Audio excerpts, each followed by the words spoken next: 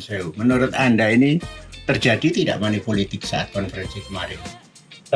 Secara pribadi melihatnya tidak ada.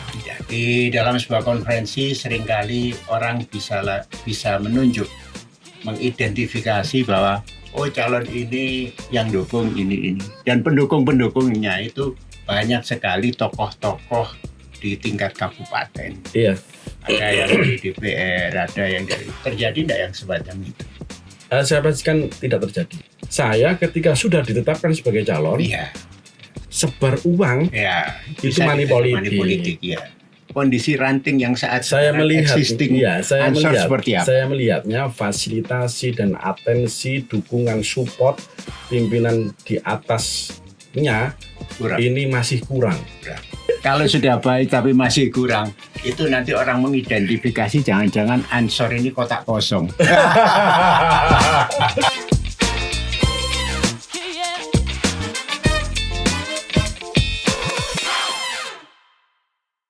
Assalamualaikum warahmatullahi wabarakatuh.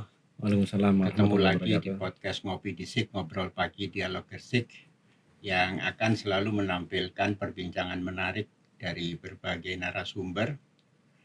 Dan kali ini kita coba melepas dari isu pilkada, maka hari ini saya undang kader Ansor yang beberapa waktu kemarin di konferensi cabang Ansor Kabupaten Gersik tanggal 12 Oktober 2024 berlangsung di Pondok Pesantren Ihyaul Ulum Dukun Gersik, telah terpilih ketua Ansor yang baru.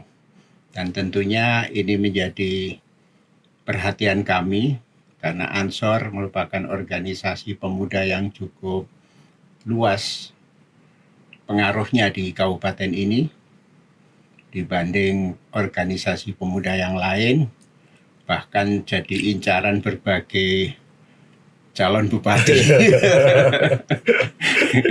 Semua pada mencoba ngerubung di Ansor. Tentunya Ansor punya peran penting di Kabupaten Gersik, dan hari ini kita akan mengulik bagaimana Ansor ke depannya. Dan hari ini saya hadirkan Ketua PCGP Ansor Kabupaten Gersik yang baru periode 2024-2028 yang berbincang terkait dengan Ansor ke depan.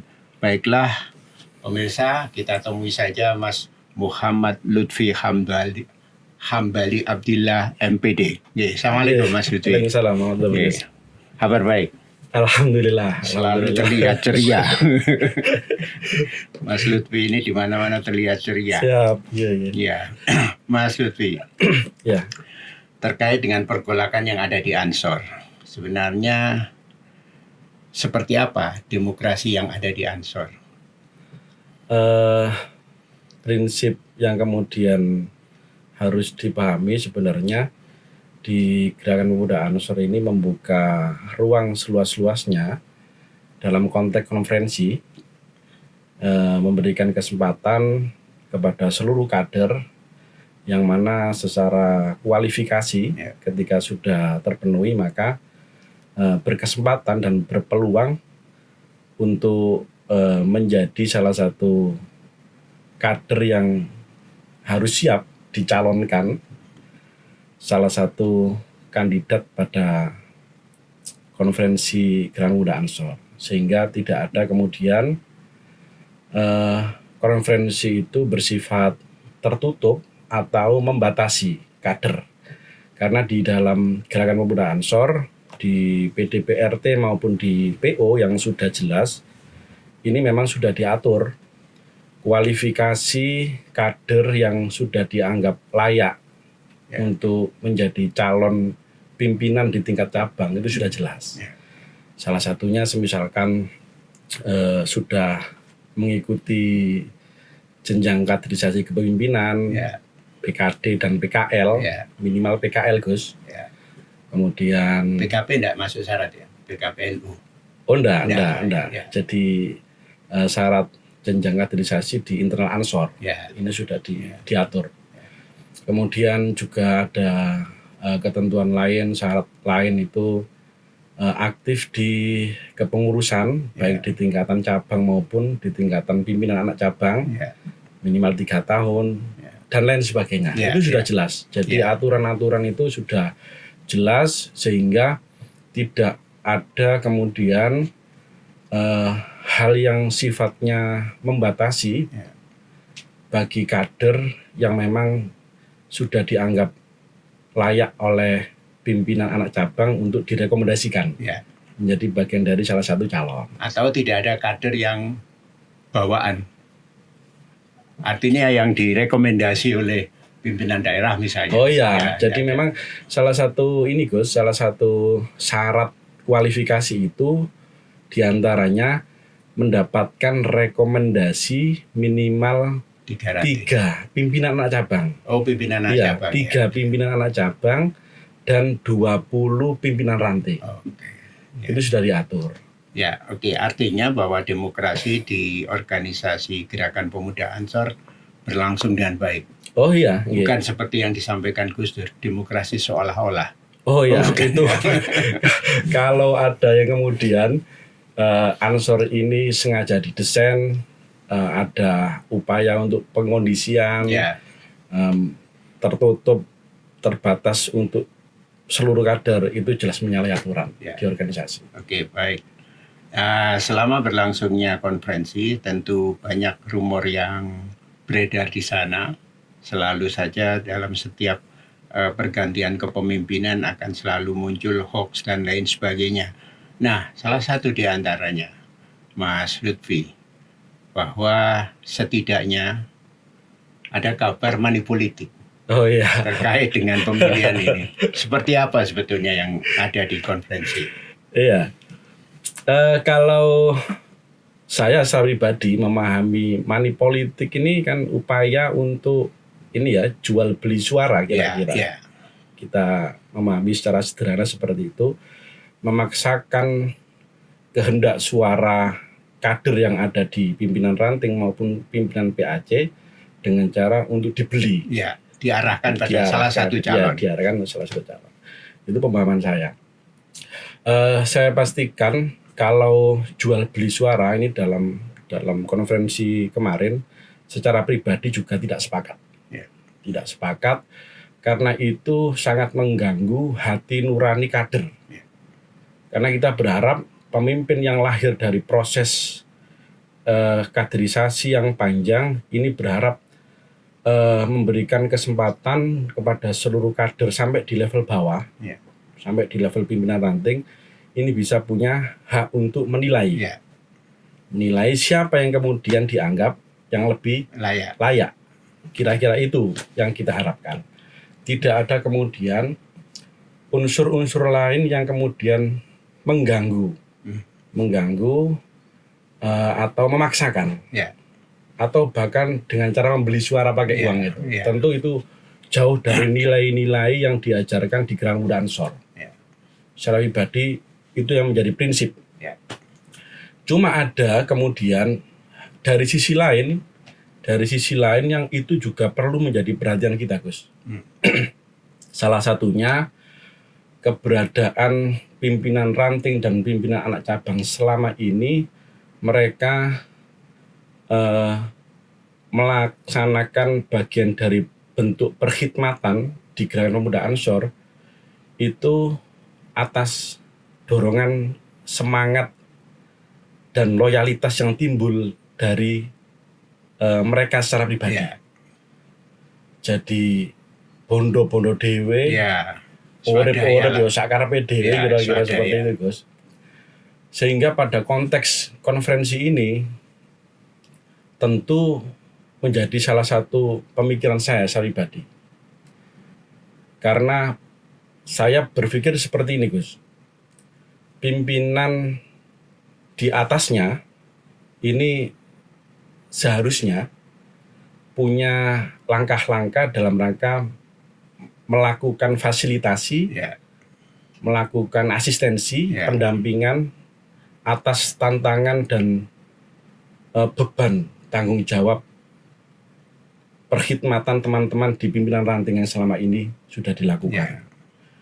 Nah, itu yang kemudian harus menjadi hal yang seharusnya bisa dilakukan. Ya, tapi menurut Anda ya, menurut Anda ini terjadi tidak money politik saat konferensi kemarin? Secara pribadi melihatnya tidak ada. Tidak ada. Ya. Saya kembali ke tadi, Gus, atas problematika dan tantangan pimpinan ranting dan pimpinan anak cabang selama ini. Ya. Dalam tanda kutip ya wis urip sakarepe dhewe. Tidak ada bantuan dari siapapun. Ya. Kemudian di konferensi ini juga sama. Ya. Tidak ada fasilitasi, tidak ada support, tidak ada dukungan apapun dari siapapun. Dari situ saya sebagai kapasitas calon pada saat itu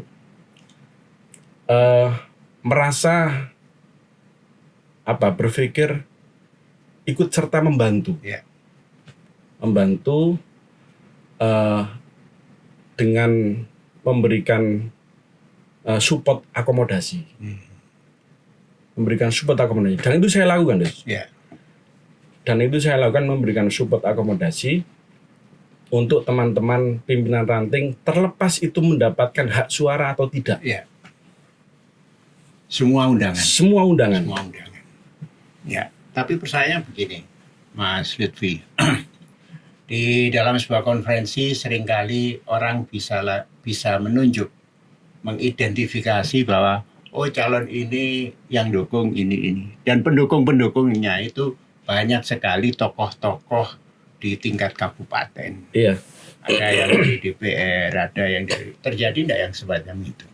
Saya pastikan tidak terjadi. Tidak terjadi. Atau tidak punya pengaruh mereka. Bisa saja punya pengaruh, Gus. Cuma kalau memang terjadi itu di luar sepengetahuan dan kewenangan saya tidak ngerti ya. Itu menjadi opini saja bagi peserta konferensi ya. Bisa jadi seperti itu. Tapi secara pribadi kapasitas calon pada waktu itu saya tidak paham perihal itu ya.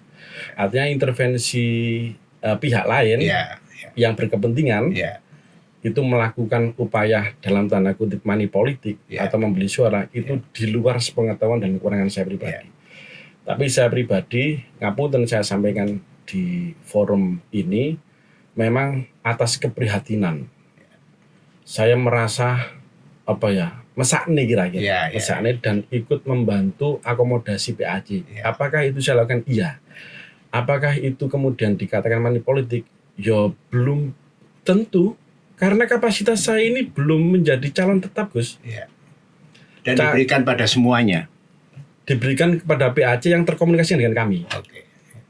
Yang terkomunikasi dengan kami. Karena lebih banyak saya mendahulukan untuk komunikasi dan sharing diskusi. Saya menyampaikan kenapa saya harus berangkat menjadi salah satu calon atas dorongan beberapa PAC, dan kemudian saya membawa visi misi ke depan seperti ini. Itu yang kemudian saya lakukan.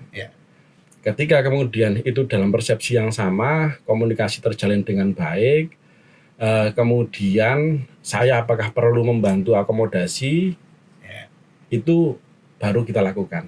Posisi saya belum sebagai calon yang ditetapkan. Karena bisa jadi pada saat tatib gugur. Ketika gugur, no problem, saya tidak ada persoalan. Seringkali terjadi seperti itu.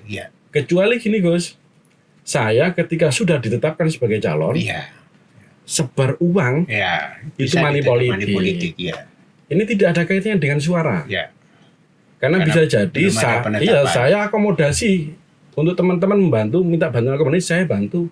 Ternyata pada saat tatib secara kualifikasi saya tidak lolos.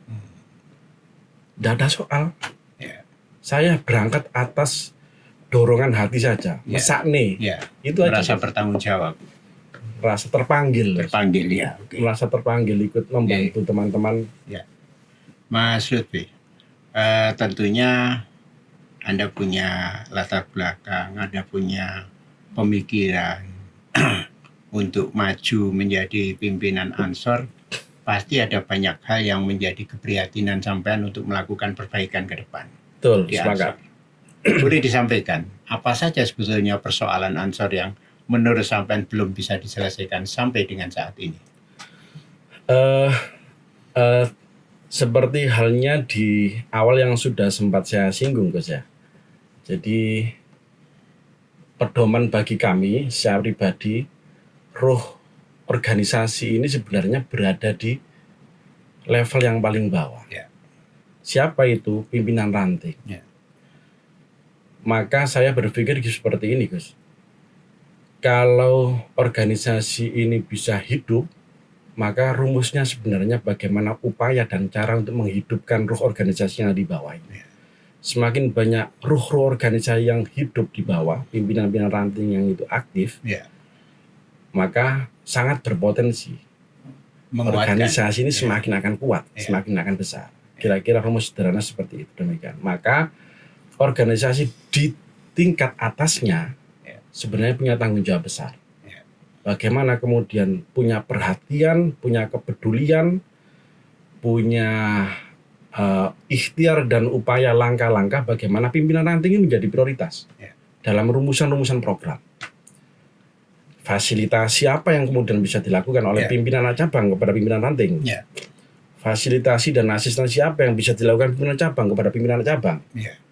Itu dulu yang kemudian bagaimana cara bisa melakukan hal-hal bagian dari upaya memberikan support, dukungan, fasilitasi terhadap organisasi di level yang paling bawah. Karena saya yakin ketika pimpinan ranting kader-kader yang di bawah itu, saya sangat yakin mereka itu beransur karena berangkat semangat dan hati nuraninya. Tidak ada tendensi apapun. Tapi ini kan gak bayaran. Bondo-bondo sakara PDW. Ini kan juga menjadi satu perhatian tersendiri. Tapi kalau saya kembalikan lagi Mas Lutfi, persoalannya di mana? Ini tadi kan secara teoretik dengan sampaikan bahwa harusnya organisasi itu diperkuat dari bawah. Tapi kondisi sendiri, kondisi ranting yang saat saya melihat, existing seperti apa? Saya melihatnya fasilitasi dan atensi, dukungan, support pimpinan di atasnya ini masih kurang. Kalau dinilai 0 sampai 10, ketemu berapa dalam konteks kurangnya? Iya, dalam konteks saya beri dalam konteks secara rata-rata ranting ansor seperti apa? Secara rata kalau dari 1 sampai 10 masih di angka 4 lah, Gus. Di angka 4 ya. Memprihatinkan. Betul. Dan itu yang membuat sampean untuk ikut maju kontestasi. Terpanggil untuk membenarkan. Karena saya itu, Gus, itu berproses mulai dari bawah. Jadi ketua ranting Ansor itu 8 tahun. 8 tahun ya. Itu berhenti jadi ketua ranting Ansor. Itu karena jadi ketua PAC. Kalau seandainya nggak jadi ketua PAC, saya siap kok. Terus sampai sekarang. Yang penting itu, yang penting hikmah ya Ansor itu. Posisi itu nggak penting, Gus. Cuman satu persoalan Ansor di sini. Hanya persoalan ranting yang kurang. Salah satu kurangnya itu. Yang lain apa gitu? Yang kedua tentu berbicara penguatan fasilitasi organisasi di level yang paling bawah ini tentu juga tidak mudah. Karena ngomong Gresik ini sebaran jumlah ranting ratusan, hampir di atas 200. Iya. Enggak, Gus. Apa itu? Tidak semua desa soalnya. Tidak semua desa. Jadi masih di angka 200 sekian. Itu pun yang aktif cuma berapa ya. Sehingga sebaran kader yang ada di Kabupaten Gresik itu juga hampir ribuan. Tentu berbicara kita memberikan support, fasilitasi, dukungan ini juga hal yang tidak mudah. Maka rumus saya itu dalam rangka mewujudkan untuk membantu memberikan support fasilitasi tersebut memang harus ada kapasitas, kemampuan membangun jejaring dan kemitraan. Karena itu saya yakin tidak bisa dilakukan oleh pimpinan cabang atau pimpinan anak cabang. Karena dalam posisinya sama, kita juga bondo-bondo dewe, tidak ada sumber pendapat yang pasti. Maka membangun jejaring potensi yang ada di Kabupaten Gresik itu menurut saya juga masih sangat mungkin loh, Gus. Karena ngomong Gresik ini mayoritas juga NU. Semuanya juga banyak yang kader-kader Ansor. Baik di eksekutif maupun di legislatif. Baik dari kalangan pengusaha maupun di kalangan industri. Saya kira mereka juga masih bagian dari kita. Tinggal bagaimana kita dan belum pernah tersentuh. kira-kira masih kurang. Masih kurang Iya. ya, sentuhannya masih kurang. Kalau belum tersentuh sama sekali ya enggak juga. Ada yang sudah terlibat jauh, Iya, ada yang masih sudah terlibat. anggang-anggang. Iya. Ya, Tinggal itu. Mas Lutfi, kalau di tataran pimpinan anak cabang, sejauh apa kondisi mereka saat sekarang? Eh, dalam perspektif saya secara umum tentu berbeda-beda kondisinya Ya, dari setiap PAJ. ya, secara rata-rata. Secara rata-rata Artinya apakah mereka siap mensupport apa yang menjadi visi sampean ke depan nantinya? saya sangat yakin 100% siap. Siap ya. Siap. Tapi dari kondisi pimpinan anak cabang ini, apa sebetulnya identifikasi masalah yang mereka miliki? Sebenarnya identifikasinya hampir sama, Gus. Mereka butuh support, butuh dukungan, Ya. butuh fasilitasi, Ya. butuh pendampingan. Karena semangat ini kalau kemudian dibiarkan, kekhawatiran saya pribadi akan semakin lama semakin memudar. Ya. Karena urusan khidmah ini juga harus dibersamai dengan support dukungan yang lain. Minimal mereka sudah tuntas dalam urusan pekerjaan, Ya. mereka sudah tuntas dengan urusan kapasitas dan pengetahuan. Ya. Karena kalau hanya modal semangat hikmah saja, Nggak cukup. tidak cukup, Gus. Bagaimana kemudian bisa datang aktif di Ansor? Ya. Wong cari kerjaan saja masih susah. Susah ya. Maka ini perlu kemudian semangat ini dikelola, dibantu, disupport, didukung oleh pimpinan di atasnya. Jangan sampai semakin lama semakin memudar, tapi semakin lama semakin kuat. Bagaimana caranya? Ya tadi seperti yang saya sampaikan. Ya, mengelola organisasi pemuda tidak segampang mengelola organisasi politik yang tadinya dengan katakan bahwa organisasi politik anggotanya sudah cukup settle, sudah sangat mapan di berbagai aspek kehidupan baik keluarga, pekerjaan dan seterusnya. Iya, betul. Dan kendala-kendala itu tentu akan menjadi ganjalan program jenengan ke depan. Sebenarnya program unggulan yang jenengan angankan di Ansor seperti apa? Dasarnya tadi, Gus, ya. Ya. Bagaimana pimpinan cabang, kapasitas kami ke depan, pimpinan cabang ini bagaimana bisa melakukan upaya bentuk dukungan fasilitasi kepada pimpinan cabang. Ya. Pimpinan cabang ketika kemudian kita support, harapannya juga sama, Ya. semakin ke bawah. Syukur-syukur dari pimpinan cabang juga punya perhatian, punya pendampingan sampai di level paling bawah. Ya. Ini pijakan kami. Ya. Kalau berbicara skala prioritas program, tentunya rumusnya gini, Gus. Kebutuhan organisasi di bawah dan kebutuhan kader ini harus kita baca. Kita mampu memahami apa yang menjadi kebutuhannya. Dan itu kemudian bagian dari cara kami merumuskan program-program ke depannya. Pada prinsipnya, kita akan perbanyak program sebanyak-banyaknya yang kemudian kita peruntukkan untuk organisasi di tingkat bawah. Contoh sederhana, terkait dengan kegiatan dalam rangka penguatan Aswaja. Ya. Itu sebenarnya pimpinan cabang bisa melakukan roadshow, Ya. kegiatan keliling, Ya. kegiatan di jalur Ansor, turba, Ya.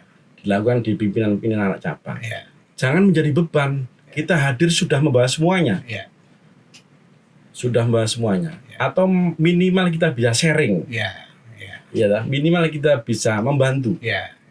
Jadi hadirnya kita itu tidak menjadi beban bagi organisasi di bawahnya. Bagi organisasi di bawahnya, tapi justru memberikan support, dukungan, dan lain sebagainya kira-kira.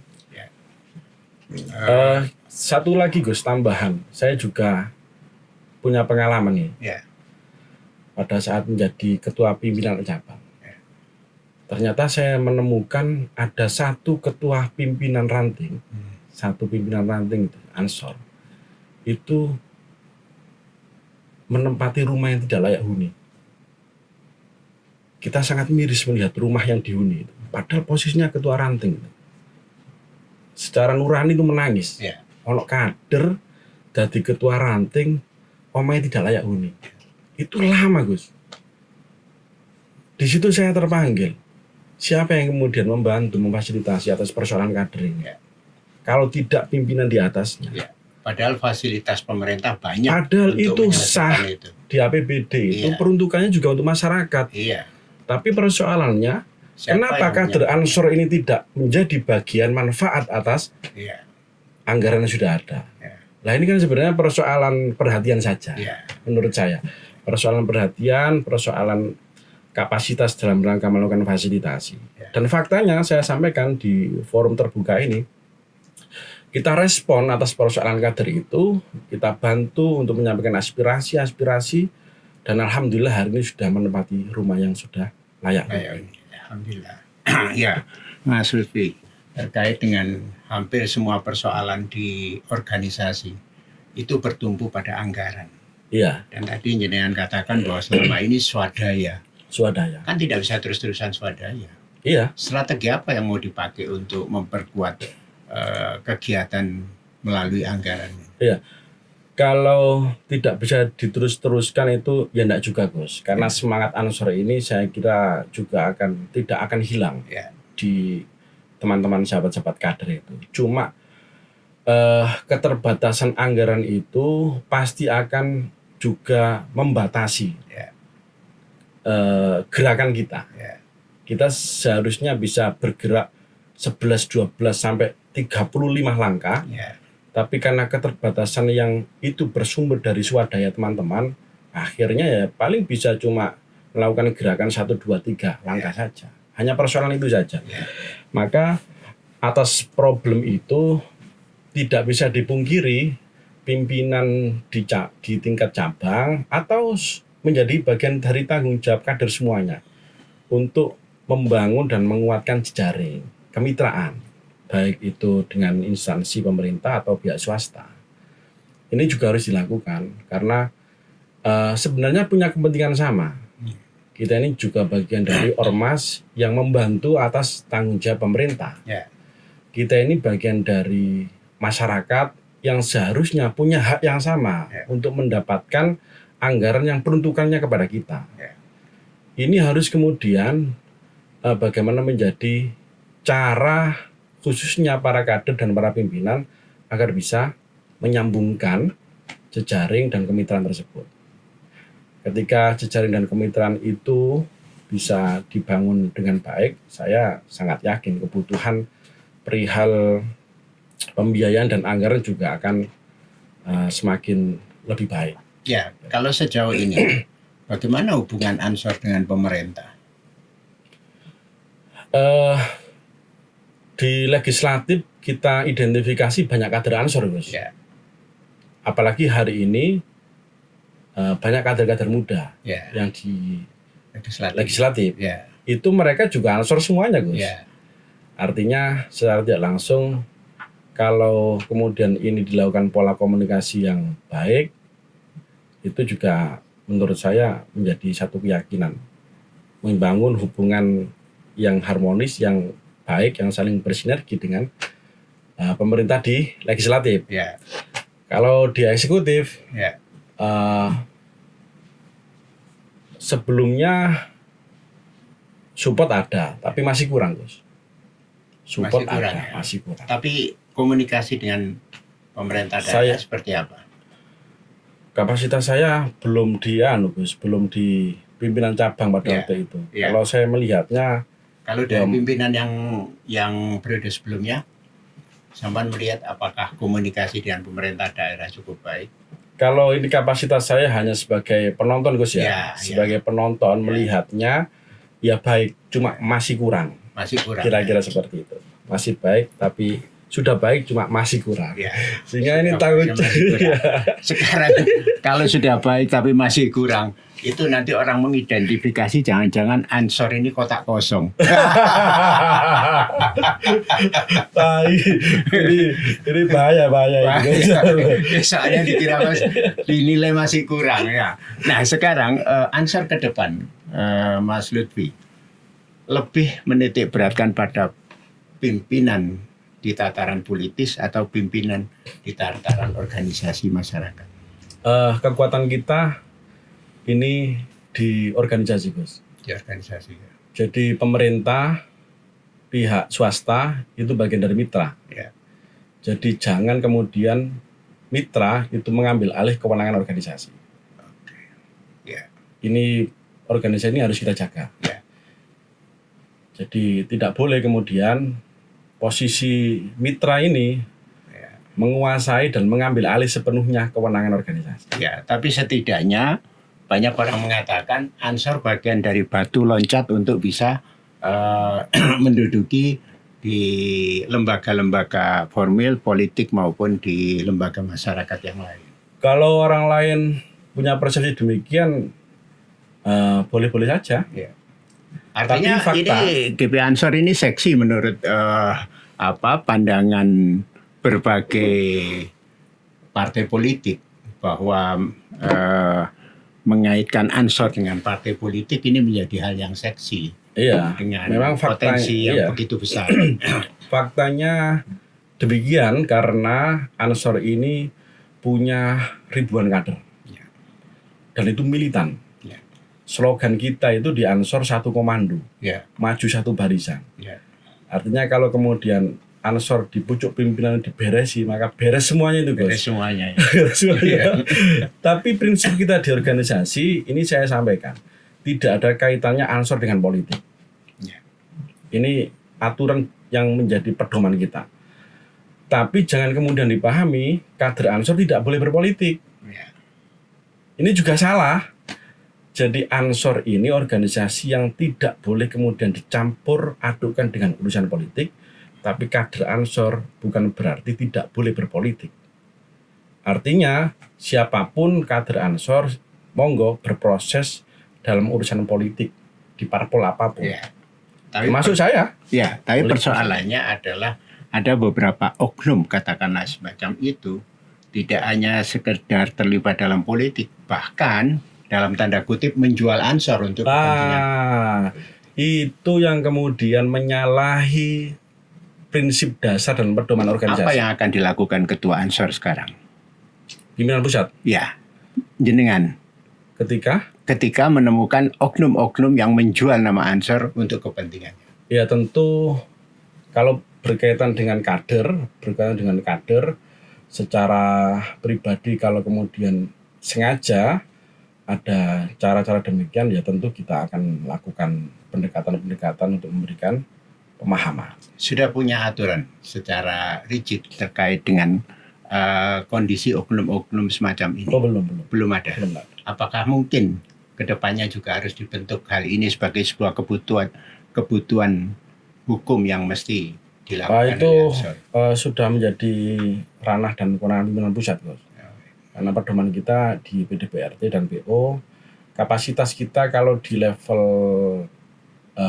pengurus harian mungkin bisa kita lakukan teguran dan pemberhentian. Ya, tapi kan ketua setingkat pengurus cabang seperti jenengan kan bisa saja menerbitkan surat keputusan atau peraturan ketua GP Ansor terkait dengan menyelesaikan persoalan oknum-oknum yang semacam ini. Iya, dalam konteks pengurus harian atau pengurus di tingkat cabang, kalau memang ada oknum yang menjual Ansor dalam urusan politik, tentu kita bisa memberikan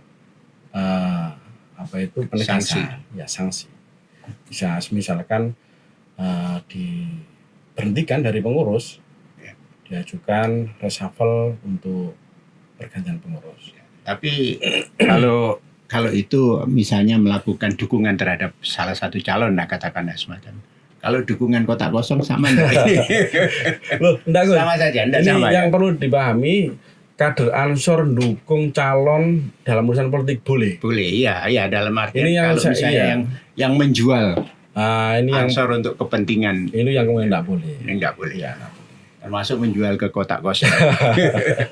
Baik, Mas Lutfi, sayang sekali apa yang kita perbincangkan harus berakhir karena waktu yang membatasi kita. Saya berharap mudah-mudahan dalam pertengahan periode jenengan jadi pengurus ini akan saya undang lagi ke sini untuk berbincang tentang progres apa yang sudah jenengan lakukan, dan tentunya ini menjadi harapan masyarakat untuk tahu sejauh apa Ansor berkiprah dalam pembangunan di Kabupaten Gresik. Siap. Baik, saya sampaikan selamat buat Mas Muhammad Lutfi Hambali Abdillah MPD yang telah